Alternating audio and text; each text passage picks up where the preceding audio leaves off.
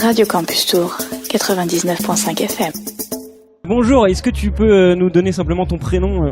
Bonjour, non, je m'appelle Smokey Joe. Ok, donc Smokey Joe, la Matt. moitié. Allez, Matt, parce que Matt. c'est vraiment parce que c'est Radio Campus Tour. Ok.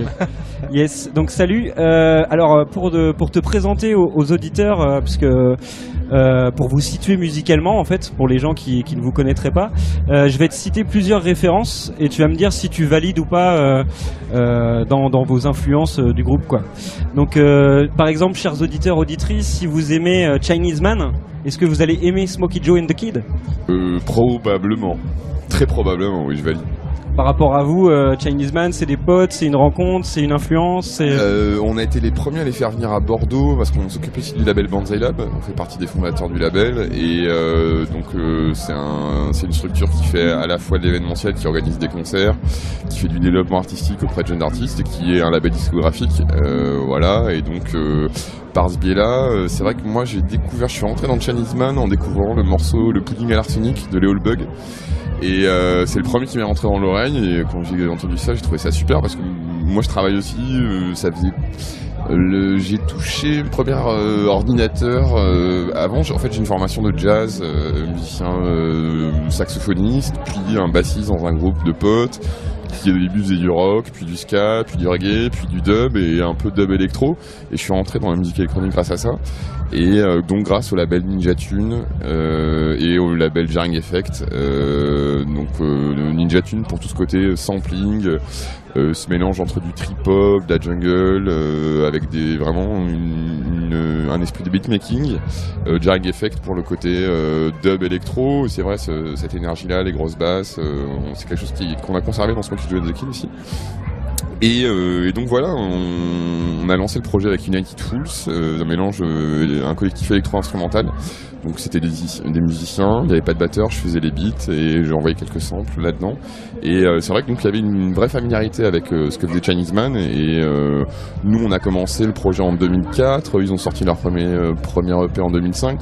Finalement on se connaissait pas, mais je pense ils ont écouté les mêmes disques que nous, voilà. Et on a tout ce qui fait Asian Dub Foundation, on a kiffé cette énergie-là, les Rage Against the Machine, cette espèce de fusion un peu urbaine entre la musique noire américaine, peu importe que ça soit du vieux gospel, blues, jazz, swing, soul, bebop, tout ça mélangé, je pense que c'est des influences communes entre Chinese Man et nous, c'est sûr. Ouais, carrément. Donc si on continue dans les groupes références pour les auditeurs, si vous aimez par exemple Wax Taylor, je pense que c'est pareil, vous allez aimer Smokey Joe and the Kid. Je valide Wax Taylor aussi. C'est vrai qu'il y a toute une scène du beatmaking à la française qui est assez propre à ça. C'est un peu... on est tous, à mon avis, les neveux ou les petits cousins de Ninja Tune, de toutes ces écoutes-là. On a été bercés dans les années 90-95 avec le bon hip-hop qu'il y avait en France, la Funky Family, NTM, IAM, tous ces projets-là, le Freeman. Je pense que c'est des choses qui nous ont bercés tous. Et voilà, on l'a fait un peu à notre sauce. Et donc aujourd'hui, t'as des gens comme Chill Bump ici. On est ici chez eux. Et donc big up pour le nouvel album. Et on leur souhaite vraiment la même réussite que pour les précédents, encore mieux parce qu'ils le méritent. Et voilà, ça fait plaisir aussi qu'un groupe de Tours perce comme ça. Je sais pas. C'est exactement la référence que j'allais vous citer parce que voilà, vous avez bossé ensemble sur votre album. Mais même moi, j'ai bossé avec Pierre avant qu'il bosse dans Chill Bump. À l'époque où il travaillait avec Foumouge et avec Rhythmetics. Et donc dans United Fools, dans le premier ou le deuxième album, je sais plus, de United Fools, on l'a invité en tant que Miscellaneous. Et donc voilà, Pierre, j'ai toujours respecté vraiment son travail. Et ça a été une connexion aussi via votre DJ, MC local, Adam Paris, tout à fait, avec lequel il y a une connexion avec U-Star. On a bossé avec U-Star avant Chinese Man, c'était le MC de United Fools, et il avait fait des feats aussi avec Smokey Joe and the Kid. Et donc voilà, tout ça en fait, il y a une espèce de famille. Shit Bump, il y a l'Entourloupe, The Architect, il y a toute cette prolétaire aussi. Ouais. C'est la French, nous on appelle ça le French beatmaking. C'est voilà, pour moi c'est un courant qui est à part, qui se différencie des autres courants qu'il peut y avoir en Angleterre. Ils ont leur manière de faire du hip-hop. Aux États-Unis, ils ont leur manière de faire du hip-hop. Nous en France, on s'est approprié cette culture urbaine et on s'en est inspiré, quoi. Ouais, puis je pense que vous faites partie d'une famille qui a vachement démocratisé le hip-hop auprès du grand public, quoi. Notamment vous avec les samples, pas mal dans le swing aussi. Je trouve que ça a amené un nouveau public, je pense. En fait, c'est une porte d'entrée. C'est vrai que historiquement, dans le hip-hop, les samples c'était plutôt des samples en musique française. En tout cas, c'était beaucoup de musique classique. Et donc il y avait ce côté-là un petit peu pompeux, les grands effets, on arrive. Et c'est vrai que il y a des artistes, on n'est pas les premiers à avoir samplé du jazz. Voilà, quand t'écoutes les premiers Kid Koala ou certains morceaux d'Amon Tobin ou même Shadow, peut-être qu'il a pas samplé de jazz, il était plutôt dans le funk soul et des inspirations différentes. Mais je pense que oui, d'une manière ou d'une autre, on démocratise d'une manière différente que ce que je pourrais appeler le rap français, avec scène qui fait toujours qui vend toujours des millions de singles. Voilà. Nous on a une approche peut-être moins démonstrative, moins populaire. Alors si on a le démocratisé, en tout cas on est moins dans une culture populaire. On reste souvent des aficionados de ce qu'on pourrait appeler la bonne musique, même si ça veut dire des millions de disques et des millions de tracks, mais on n'est pas dans une production au kilomètre où tout le monde va faire la même chose. Chacun l'exprime à sa manière. Il y a aussi le label Nowadays avec la fine équipe qui font des choses qui sont plus dans un esprit abstract, plus électro, mais finalement c'est vraiment une touche française tout ça. Ouais, en tout cas, je pense que ça donne des portes d'entrée pour les auditeurs, pour justement aller découvrir un peu les fondations et ce qui s'est fait avant. Aujourd'hui, on est dans un festival créé par des associations étudiantes qui s'adressent à tout le monde, mais qui s'adressent aussi aux nouveaux étudiants qui sont arrivés à Tours. Est-ce que tu as, toi, perso, des bons ou des mauvais souvenirs d'étudiants ? Est-ce que c'est un moment, par exemple, qui t'a marqué ? Je sais pas, est-ce que t'étais déjà musicien à l'époque ? Alors, j'étais déjà musicien. J'ai fait ma première tournée en tant que saxophoniste dans un big band. J'avais 13 ans. Donc j'étais sur la route assez tôt. Mes parents aimaient vachement la musique. Et puis j'ai fait des instruments très tôt. J'ai fait des concerts avec mon groupe de reggae dub. On a fait des Scratch Perry, on avait fait Highton, des références à l'époque. Pour nous, c'était déjà un bon chemin. Donc ouais, dès ado, j'étais à fond dans la musique et dans le théâtre.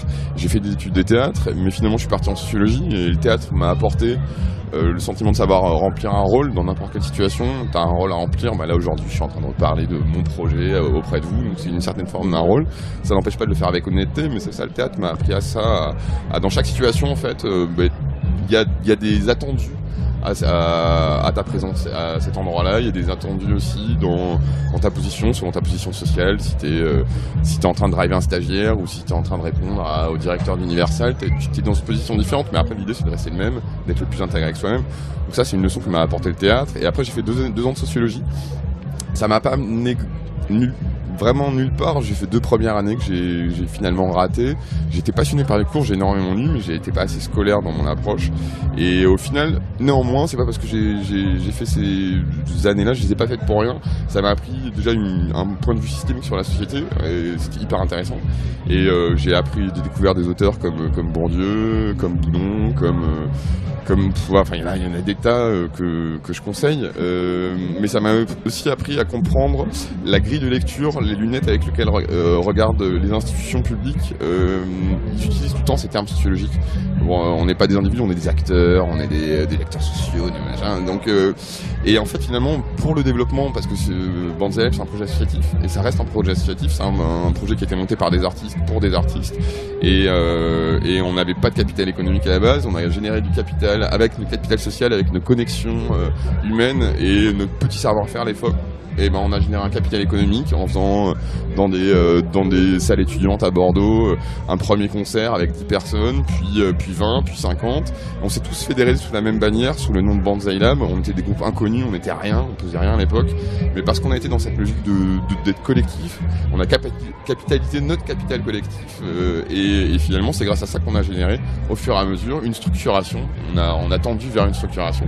Et donc pour moi la sociologie ça m'a apporté un point de vue et un vocabulaire aussi qui a été facile, qui m'a facilité pour aller chercher des subventions, pour aller discuter avec des institutions, la mairie, tout ça. Parce qu'à la base la mairie de Bordeaux, enfin aujourd'hui ça a beaucoup évolué, la mairie de Bordeaux a vraiment évolué, mais la politique culturelle de Bordeaux il y a 15 ans, en remontant en arrière, c'était 80% pour le Grand Théâtre, 10% pour la Rock School Barbet, et toutes les associations se partageaient les 17%, mais toutes les associations culturelles, c'est-à-dire musique, théâtre, danse, cinéma, livre, tout ce qu'on veut.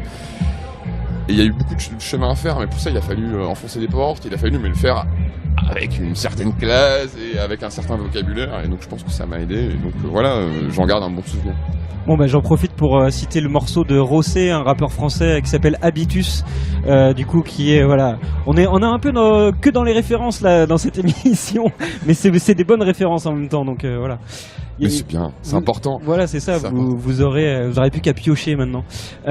Donc déjà investi en tant qu'étudiant à fond dans les projets associatifs, ouais. Et notre association de sociologie avait été interdite à cause, elle avait été entrée par des militants indépendantistes basques.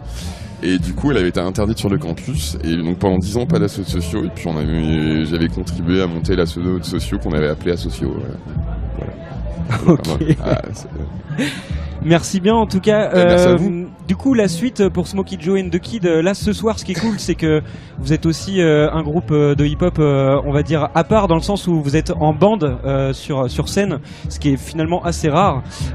Du coup, donc il y a un MC, il y a des cuivres, c'est ça ? C'est ça, un peu à la même image que qu'on a lancé Label il y a 10 ans, ce mélange électro-instrumental. On était un peu frustrés d'être derrière nos ordi. On avait beau faire du live machine avec des MPC et tout ça, c'était pas forcément intelligible pour tout le monde, et il y avait un certain mur quand tu fais de la MPC, t'es derrière ta MPC, tu bouges pas, et donc il y a un certain mur.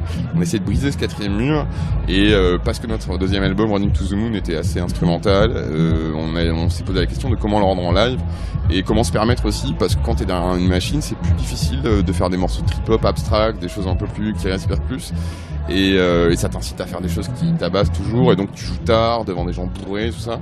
Et l'idée c'était de défendre tout ce projet là en mode live, en mode instrumental, et donc faire venir trompette, trombone sur la formule. Nous on a lâché, on fait toujours des machines, mais on fait aussi basse, batterie électronique, guitare, banjo. On back le MC lead, donc c'est Miles Diggy, qui est un rappeur de Londres qu'on a rencontré, découvert il y a 1 an et demi en fait, au moment où on venait de terminer l'album Running to the Moon. On décidait de développer ce projet de live, et voilà, moi je suis tombé sur une vidéo de lui où il faisait un featuring avec Speed Prophets du label High Focus. C'est un label anglais qui est vraiment, vraiment super chouette, c'est un des meilleurs labels qu'il y a en ce moment en Angleterre. Ouais. Et donc voilà, j'ai découvert Miles Diggy, on est super fiers de ce que ça donne, parce qu'à la base on pensait qu'on allait faire peut-être une date sur 5 en live band et tout le reste normal. Et finalement tous les programmateurs ont cru au projet live band, et ça l'a fait, et on est heureux d'être là ce soir, voilà, pour vous présenter tout ça. Et ça sera comme ça jusqu'en décembre, en tout cas pour les dates programmées. On aura fait 100 dates en 1 an et demi, on va se poser un petit peu. Il y a The Kid qui sort son album solo, donc c'est Senbei, The Kid, donc c'est son alias. C'est son alias. Et donc il sort son 4e album solo qu'il a enregistré en partie au Japon. Il est en pleine crowdfunding là, et donc ça marche bien. En 2 semaines il est déjà à 100%, donc c'est chouette. Voilà, j'invite tous ceux qui apprécient Smokey Joe and the Kid à aller jeter une oreille sur son travail, parce que voilà, il en est complètement partie prenante. Et donc voilà, c'est pour ça qu'on se cale un petit peu pendant 6 mois. C'est les 10 ans de Banzai Lab aussi, donc 2008-2018. Donc il va y avoir pas mal de choses. On a signé de nouveaux artistes avec Banzai Lab, notamment Too Many Keys, un duo de tchatcheurs anglais hip-hop en mode c'est les nouveaux Beastie Boys. Ils sont tout jeunes, ils ont une patate d'enfer, c'est vraiment chouette. Ça a été produit par Flux Pavillon, et donc c'est plutôt une bonne référence, ça sonne vraiment très bien. Et on a des jeunes artistes aussi, des jeunes artistes bordelais qu'on va accompagner. On va faire un tremplin sur toute la Nouvelle-Aquitaine pour accueillir de nouveaux groupes dans le projet Banzai Lab. Donc voilà, plein d'actu pour The Kid, pour le label, et puis on va bosser, on va créer pour sortir un album, commencer à faire écouter des choses fin 2018. Voilà. Yes, merci. Puis on vous invite à venir découvrir le concert, surtout ce soir. Merci beaucoup d'être passé sur le plateau. Bonne soirée.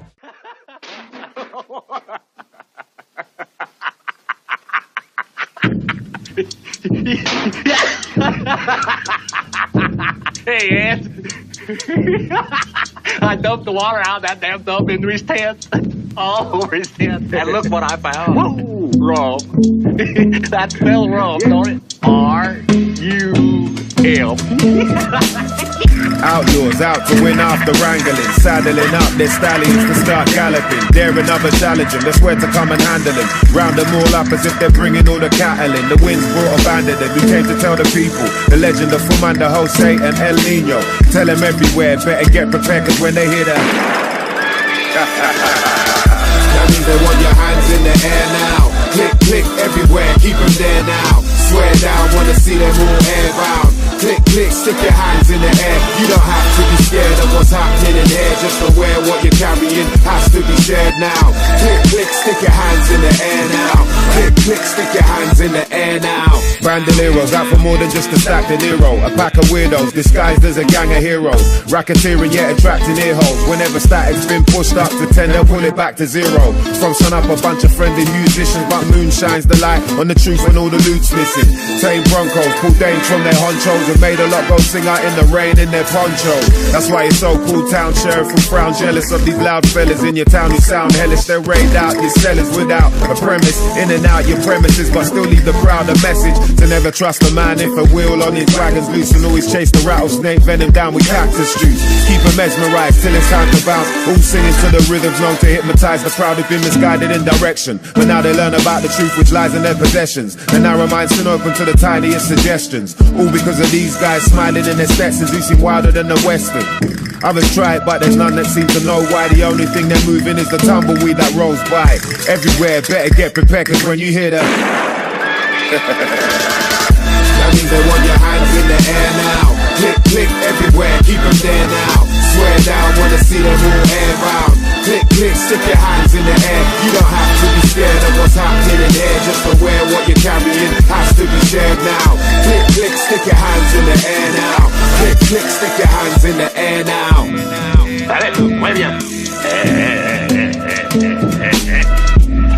Me speak anglais. Good anglais. Well, when you address me, would you kindly speak? Yes. I will speak. hands in the air now. And you better keep them there, or else, bro. Word to the Spurs and the leather boots, shell toes. Putting in the work to make you learn, though. It's gonna be a showdown till it's a ghost town. So let the world know about the legend that'll live forever. Gang of bandits that had the masses clamoring together through every place that they went. Never paying the rent, but always paid some attention by every lady and gent at major events. They'd hear the news of wise foods, mainly known for taking over your saloon at high noon. Who were sticking up the towns, hitting with a couple rounds. Always aiming for the soul to have them kicking up the ground till the dust is settled. Some will never touch the levels, quite clear they'll have you scrapping ideas quick as rusty metal. Tell your trusty Steve, better up to speed, giddy up indeed. Plus you need to take a bunch of heat.